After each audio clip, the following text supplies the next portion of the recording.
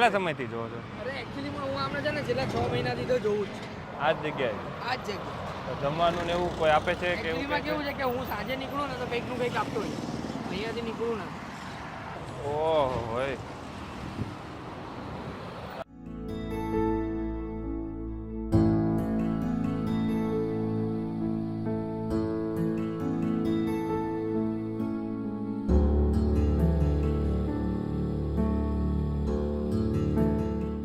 હવે લાગતું નથી કે અંદર કંઈ હોય. કદાચ, પણ હવે સરકારી જે થતું હોય તો કરવું જ પડે.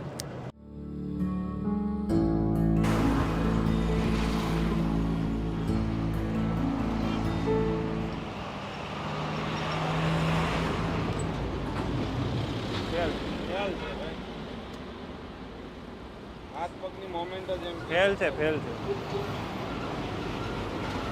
જીવડા પડી ગયા. સ્મેલ એટલી આવે છે. જીવડા પડી ગયા. કઈ જગ્યાએ? ત્યાં નીચે. હાથ ઊંચો કરો તો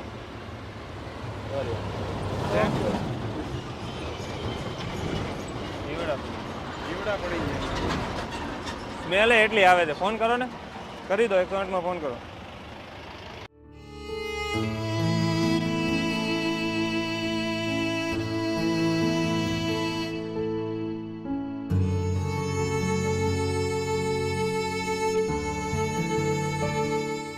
આ લગભગ તમે મોકલો ત્યારે કદાચ એક્સપાયર થઈ ગયા હશે એવું લાગે. મેં તમને નહોતું કીધું કે મને ડાઉટફુલ છે. હા, તમે મોકલો ને વિડિયો 2 દિવસ પહેલાનો. કેમ કે એ જ કન્ડિશન છે. નમસ્તે મેડમ, આકાશ વાત કરું, આપણે અમદાવાદ પિરાણા સર્કલ પાસેથી.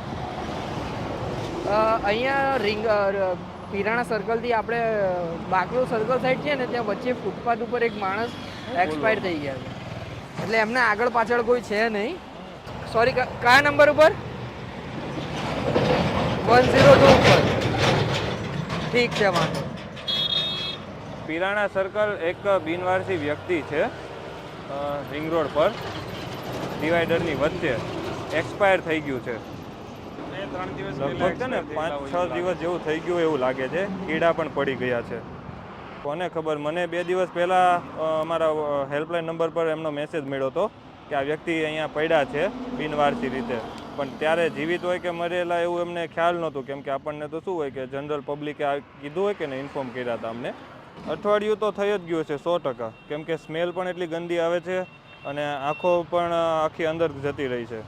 હવે વ્યક્તિ તો એક્સપાયર થઈ ગયા છે, વધારે તો આપણે કંઈ કહી શકીએ નહીં. પણ એમની જે પણ પ્રોસેસ, સરકારી પ્રોસેસ અને જે પણ બીજી પ્રોસેસ થાય છે એ આપણે કરીએ. અત્યારે 100 નંબરમાં ફોન કર્યો છે, ગાડી આવે છે. ગાડી આવે પછી આપણે એમની સાથે આગળની જે પ્રોસેસ થતી હોય આપણે કરીએ.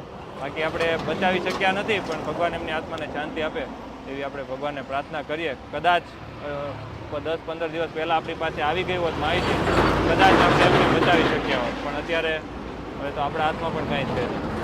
નજરમાં જોતા કોઈને લાગે નહીં કે ત્યાં વ્યક્તિ છે. એમ જો એવી જગ્યાએ રહે તો કઈ રીતે ખબર પડે કોઈને પણ યાર. આ તો તમારી ધ્યાન પડ્યું, નહીં તો કોઈનું ધ્યાન ન પડે એવી જગ્યા છે. છેલ્લા 6 મહિનાથી તો હું જોઉં છું, બાકી આ 6 મહિના કરતાં વધારે હશે. જગ્યાએ ને આ જગ્યા 6 મહિનાથી તો હું જોઉં જ છું એમને, પણ આ 6 મહિના કરતાં વધારે. છેલ્લે ક્યારે જોયા હતા તમે? છેલ્લે હું કહું તો છું, પરમ દિવસે હું આવ્યો હતો. કાલે હું ત્યારે તમે મતલબ તપાસ નહોતી કરી, ખાલી બહારથી જોયા હતા? ના. હવે આમાં કેવું છે કે આપણને અંદરથી થોડોક તો ડર હોય. હા, 100%.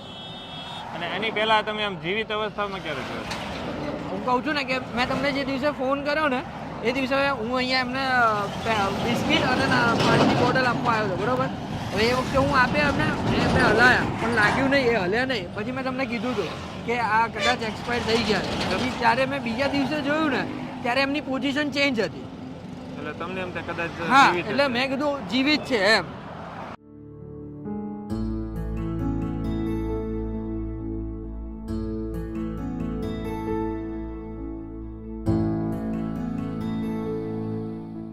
આજરોજ HRK સંસ્થા તરફથી સુરત ખાતેથી સંસ્થાના માણસો પધારેલ છે અને તેઓને જાણ થતાં કે ભાઈ કમોડ સર્કલ પાસે એક મૃતક માણસ ભિખારી જેવો કે જે મરણ ગયેલ હાલતમાં હોય તે તાત્કાલિક તેઓએ 100 નંબર ડાયલ કરતા આમાં આવી ગયેલ અને તેઓની જાહેરાત લઈ અને જે અંગેની આગળની કાર્યવાહી અમે શરૂ કરેલ છે. તેઓને ખૂબ ખૂબ આભાર.